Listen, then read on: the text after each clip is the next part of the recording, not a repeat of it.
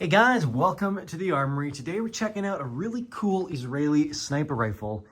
It is this, the Galil Galatz.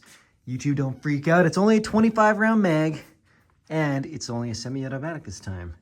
Fire safe, no fun switch. Anyways, the thing is quite the unit. We'll bust it out, we'll weigh it, we'll measure it, then we'll run through the controls, how to operate all these extra little bits and bobs. Cover the ergonomics because it is a little bit unique and extra chunky compared to the other Galils that we've seen before. Then of course the ASMR review and the secret sauce, what makes this unit special. All right, let's see if I can do this with one hand. This thing is a unit. Oh, all right, to the scale. Okay, we have 7.55 kilograms, 16.6 pounds. That thing is a chunky dude. And we are about 43 3/4 inches long. For your quick comparison, here's a little Beretta SMG and a Glock. This thing is just humongous. Okay, check this thing out. So, why? Well, this is definitely a beefed up Galil ARM, more or less a 308, the 7.62 model. It is beefed up. It's got a really heavy barrel. It's longer, got this unique muzzle device on it. Basically, this thing is just gonna soak up the recoil and likely have a pretty stiff barrel to get ideally pretty good accuracy. I think I've seen reports of these things doing close to 1 MOA with the right ammo. So hopefully someday we can test that out. This thing is beautifully mint condition. One of a small handful that got brought into Canada back in the day by Marstar, which is really cool. Now, IWI does still make a Galil Galatz. It's modernized, but it's still the same core system. It just has some different looking furniture, different optic setup, but kind of cool. This is definitely the cooler model in my opinion though, just the good old wood. It looks awesome, super classy, big fan. So let's cover the controls. This is a typical Galil, which is very similar to an AK, but you got a selector switch right here, which is nice. It runs an AK style selector over here, but it's nice you can articulate it with your thumb. Charging handle, it's upswept, so you can get it with your support hand more easily. Oh. It's a milled receiver versus a stamped receiver. You have a nice extended magazine release here, and it's actually easier. It seems like it's closer to your index finger. So you can actually boop it over and get your rock and lock mag out. Pretty cool. We got our waffle mags. Very nice, double stack, double feed. Let's check out this trigger. Ooh. Here's your take up, get a wall, and then you just push through it. It's quite light, quite nice. Reset. Okay, pushes you quite a bit ahead, but not bad. Really quite a nice trigger. Compare and contrast that really quick with this AR. So much lighter, wow. Actually feels pretty similar. Similar reset, very tactile. Honestly, very similar trigger. It's actually quite nice though. Your disassembly latch right there if you want to pull off the top cover.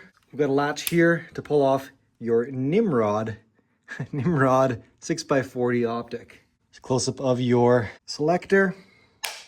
Fairly stiff. You can manipulate them and get them worked in a bit better though. We do have a folding stock. This thing is chonk, super chonk. The stock features an adjustable cheek piece, which is actually pretty cool. You kind of turn this thing out, and then it's going to be a spring-loaded plunger in there that allows it to push out to full comb height. And then you just select where you want it, and then snug this back down, and that's where it'll stay. That's pretty slick. Of course, it's a folder, and it's got a very beefy mechanism, considering how beefy the gun is.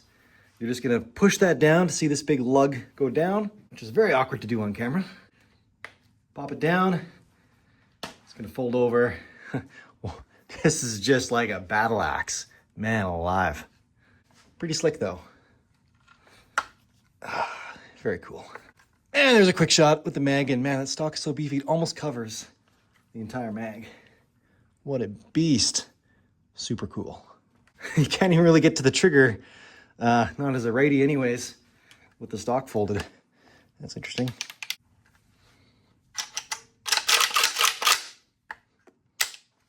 To extend, you just simply pull it open, automatically locks in place. Now this bipod is pretty neat. Pop it down. Like the comb height, these are also spring-loaded. They pop out, and they got a couple positions in between. This whole thing does have some pivot to it. Definitely be in a sniper position and get a lot more range of motion.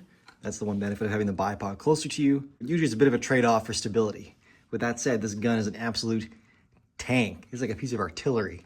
So it's probably pretty stable even without that. And when you're done, they do just fold back forward. And there's an accommodation to have the feet out if you want that.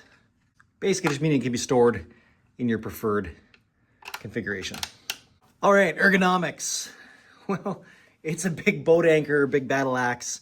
It reminds me of the HKG-28. We'll get that thing out in a video again here soon too, with its steel upper receiver that is also just a boat anchor, a beautiful boat anchor if you like that Rally 1000 color pattern. Anyways, this feels kind of similar. It's really cool though. It is a chunky forward handguard, but it feels comfortable enough. With the optic and everything, the balance point is still pretty similar right above the mag well there. So it's decent. It's not like the RPK with the Whisper Pickle where the balance point is like where your support hand goes.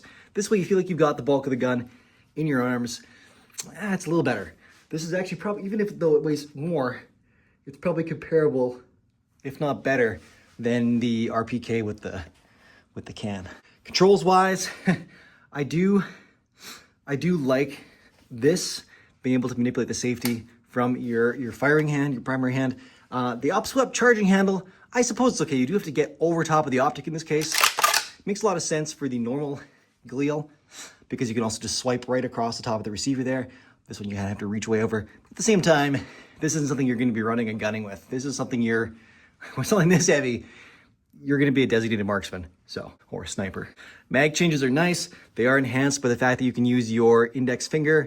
So when you're in position, that's kind of, that's going to be a decent thing. Assist with your support hand and get that guy out of the way. You can also run smaller. I think there's 10 or 11 round mags for the Galil. It's the other size, which depending on the legs, there's enough room to get that in and out, especially if you're on one of the taller settings. You shouldn't have a hard time manipulating that mag out of there.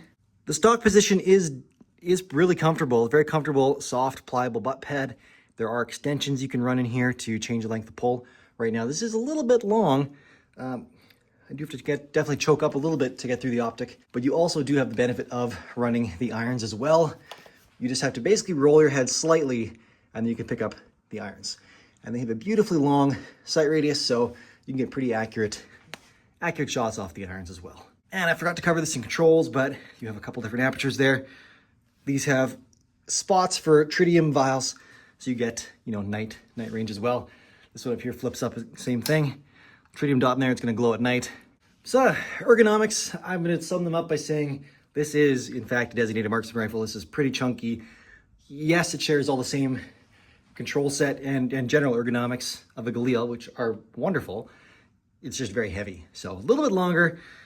The way the stock and everything is, they kept the balance nice. Balance to be pretty much symmetrical, which is definitely a nice thing. And I expect it's pretty nice to shoot. Galils in general are pretty nice, and then that big muzzle brake on there, definitely gonna tame a lot more of that felt recoil. It's a pretty long barrel. You should be getting pretty good efficient burn on your powder. Shouldn't be a huge fireball, but gonna be loud, gonna kick up a little dust. Again, it is something you can run around with. The folding stock would allow you to get into vehicles and stuff, but it's, you're gonna have to be Arnold Schwarzenegger or Rambo to actually run a gun with this thing. Otherwise, I think it's meant for a dedicated role. I think these were common in police sniper rifles, things like that. So that's probably where this thing is gonna shine. And the secret sauce of the Galil Galatz. I'm struggling a bit here, guys. I can give lots of secret sauce for the Galil in general. How it, marries a lot of the Western and Eastern ergonomics, but in a Western caliber. I don't know. It's really cool. This thing is an absolute beast. It's a brick house. I think it's built incredibly well. It's super durable, super sturdy. I think the secret sauce is, this is a gun that I want to set up. I want to have targets from 50 to like 800 meters, and I just want to have fun with it. I think that's the secret sauce. This just looks like a very satisfying gun to shoot, and I can't wait to do that. Alrighty, guys, that's gonna do it for today. I'll avoid showing the Galil with the long mag that got other videos demonetized. So This thing is very cool. Very grateful to have one of those in the armory. They are very uncommon, and I'm glad that Richard decided to not bid against me when I picked it up at auction. That would make the list for one of my prized guns, and one of my favorite in the collection. Something I hope to have soon here to join it is a PSG-1. Again, really sweet 80s era kind of police 308 sniper rifles. There's a lot of them. Well, there's not a lot of them, but all the ones that are out there are super cool. Check out the B channel at Arm & Armory for disassembly videos of all the guns I cover on the regular Gun Library series, including that sweet, sweet VSS, and even the PBS-1 silencer. Anyways, guys, if you want to support the channel, hop in those DMs, get on a Patreon, and or grab yourself some sweet Boom Diggity merch. Catch you in the next one, we might get a little crinky with it. Boom Diggity. Merch.